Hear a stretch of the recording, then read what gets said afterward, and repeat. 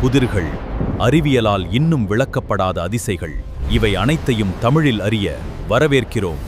Mystery case. ஒரு தேவாலயம், அதன் உள்ளே இரவில் யாரோ பேசும் சத்தம், காலடி ஓசைகள், நடந்து செல்லும் மர்ம உருவங்கள். அந்த இடத்திற்கு இரவு நேரத்தில் தனியாக செல்ல உள்ளூர்வாசிகளே பயப்படுகிறார்கள்.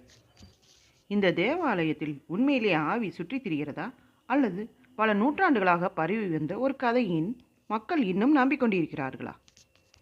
வணக்கம் நண்பர்களே, நீங்கள் பார்த்து கொண்டிருப்பது மிஸ்ட்ரி கேஸ் தமிழ் சேனல். உலகின் மர்மங்கள், வரலாற்று புதிர்கள் மற்றும் அறிவியல் விளக்கங்களை தமிழில் தெரிந்து கொள்ள சப்ஸ்கிரைப் செய்து பெல் ஐக்கனை அழுத்துங்கள்.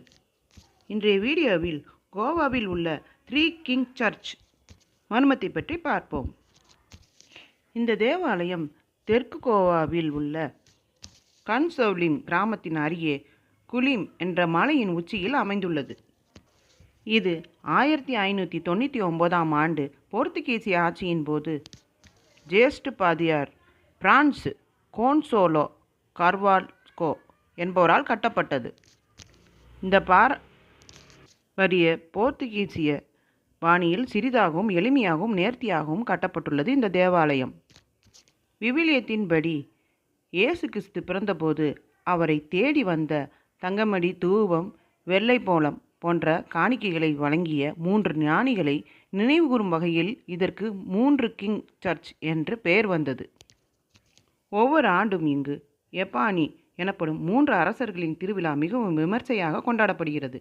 அன்றைய தினம் 3 கிராமங்களை சார்ந்த 3 சிறுவர்கள் அரசர்களைப் போல உடை அணிந்து குதிரை மேல் ஏற்றி தேவாலயத்தை ஊர்வலமாக வருவார்கள்.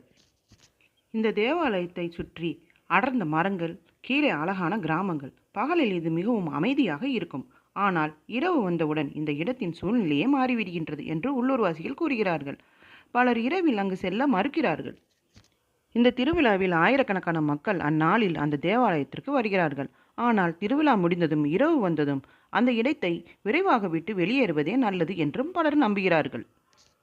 உள்ளூர்வாசிகளின் கதைப்படி பல நூற்றாண்டுகளுக்கு முன்பு இந்த பகுதியை ஆள 3 போர்த்துகீசிய பிரபுகள் போட்டியிட்டனர்.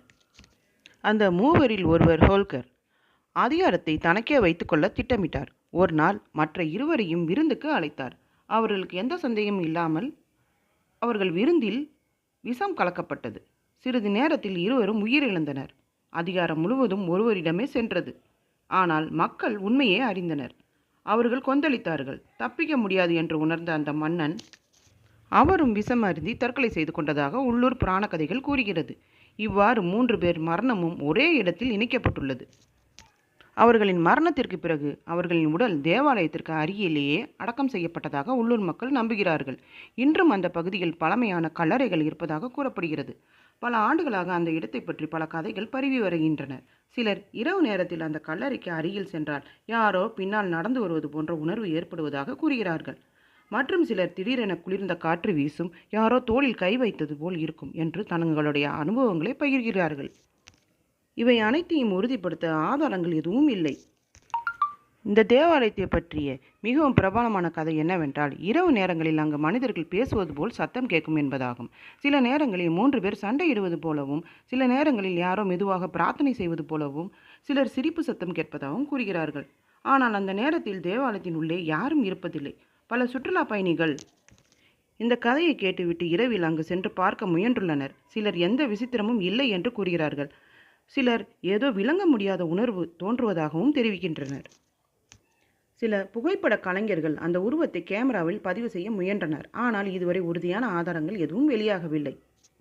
அந்த இடத்திற்கு சென்றால் சிலர் கூறும் அனுபவங்கள், திடீரென உடல் நடுங்குவது, காரணமின்றி பயம் ஏற்படுவது, செல்போன் சிக்னல் தற்காலிகமாக குறைவது, கேமரா தானாகவே அணைந்து விடுவது, யாரோ தன்னை பார்த்து கொண்டிருப்பது போன்ற உணர்வு.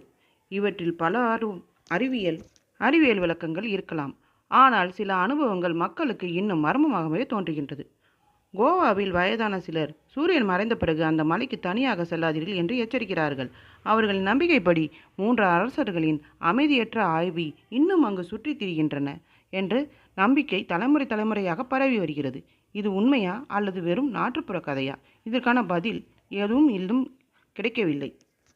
உளவியல் நிபுணர்கள் கூறுவதாவது, ஒரு இடம் பேய் இருக்கும் இடம் என்று முன்கூட்டியே கேட்டுவிட்டு அங்கு சென்றால் மனித மூளை சாதாரணமான நிகழ்வுகளை அசாதாரணமாக உணரக்கூடும். அதாவது சிறிய காற்று கூட யாராவது அருகில் நடப்பது போன்று தோன்றலாம். நிழல் கூட மனித உருவமாக தெரியலாம். இந்த மனநிலைமை பல பேய் அனுபவங்களுக்கு காரணமாகவும் அமைகிறது. உலகில் சில மர்மங்களுக்கு அறிவியல் பதில் சொல்லிவிட்டது. சில மர்மங்களுக்கு வரலாற்று பதில் சொல்லிவிட்டது. ஆனால் இன்னும் சில இடங்கள் கேள்விகள் மட்டுமே விட்டு செல்கின்றன. இந்த தேவாலயம் அப்படிப்பட்ட ஒரு இடம். அங்கு உண்மையில் ஆவி இருக்கிறதா அல்லது பல நூற்றாண்டுகளாக பரவி வந்த ஒரு நாட்டுப்புற கதையா? இதற்கான பதில் இன்னும் கிடைக்கவில்லை. இந்த மர்மத்தை பற்றி நீங்கள் என்ன நினைக்கிறீர்கள்? உண்மையிலேயே த்ரீ கிங் சேப்பல் அமானுஷ்ய சக்தி இருக்கிறதா அல்லது இது மனித மனமும் பழைய கதைகளும் உருவாக்கிய ஒரு நம்பிக்கையா?